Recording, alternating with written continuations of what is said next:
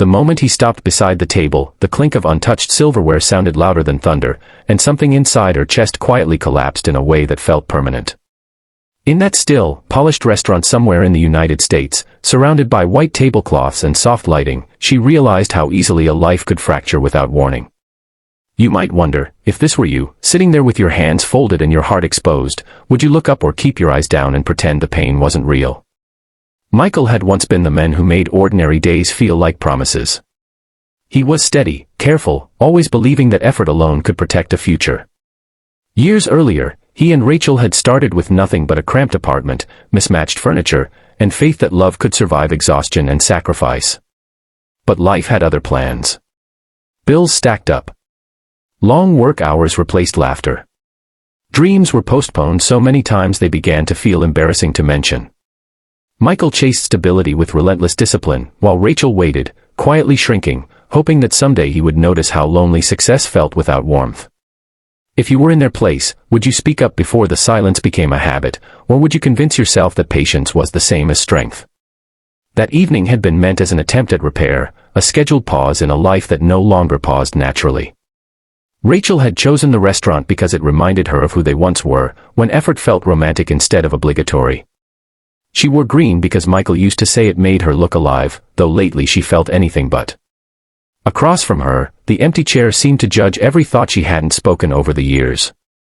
When Michael finally arrived, his face carried the weight of months he hadn't learned how to share. There was no anger in him anymore, just a quiet distance that frightened her more than shouting ever could. As the minutes passed, Rachel's thoughts wandered through every compromise she had made. She had left a job she loved because it didn't pay enough. She had postponed motherhood because the timing never felt right for him. She had learned to swallow disappointment with practiced grace, telling herself that sacrifice was love. But sitting there, watching the men she married stand instead of sit, she felt a sudden clarity that hurt more than confusion ever had. Love was not supposed to feel like waiting alone in a room full of people. And if this were your life, would you keep investing in something that no longer invested back in you? Michael, on the other hand, stood frozen because he finally understood what he had been avoiding.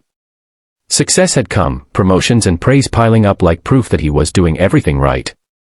Yet none of it filled the hollow space that widened every time Rachel smiled through disappointment. He had believed providing was enough, that showing up financially could excuse emotional absence. Now, seeing her eyes reflect a patience that had run out, he felt the sting of regret settle deep in his chest. Regret is a strange thing. It doesn't scream. It waits until it's too late and then whispers everything you should have done differently. They left the restaurant separately that night, not in anger but in mutual surrender. The drive home felt endless, streets blurring as Rachel questioned every version of herself she had abandoned to keep peace. Michael drove too, gripping the steering wheel as if control could undo neglect. That night marked the beginning of a quiet separation, not legal or dramatic, but emotional and undeniable. Days passed with minimal contact, weeks with heavy reflection. Rachel rediscovered pieces of herself through long walks, therapy sessions, and uncomfortable honesty. Michael sat alone in their once shared home, realizing that achievement felt empty when there was no one left to celebrate with. Time did what time always does, it forced growth or broke you entirely. Rachel learned to speak without apology, to name her needs without guilt. She found work that reignited her confidence and friendships that reminded her she mattered. Michael learned the language of presence too late but not without purpose. He began volunteering, mentoring young men who believed success was the answer to everything. In helping them, he confronted his own mistakes. Pain, he discovered, could either harden you or teach you how to love better next time. Months later, fate crossed their paths again, not in a restaurant this time, but in a quiet park where life felt honest and unpolished. They spoke carefully, not to reclaim what was lost, but to acknowledge it. Forgiveness came slowly, imperfect but sincere.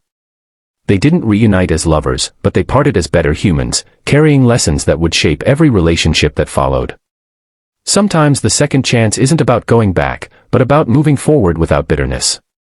If you are watching this and recognizing pieces of your own life in theirs, ask yourself what silence you've been tolerating and what truth you've been avoiding. Love demands attention, courage, and vulnerability, not just time. Before the final ending, I want you to share your thoughts below. Have you ever stayed too long or walked away too late?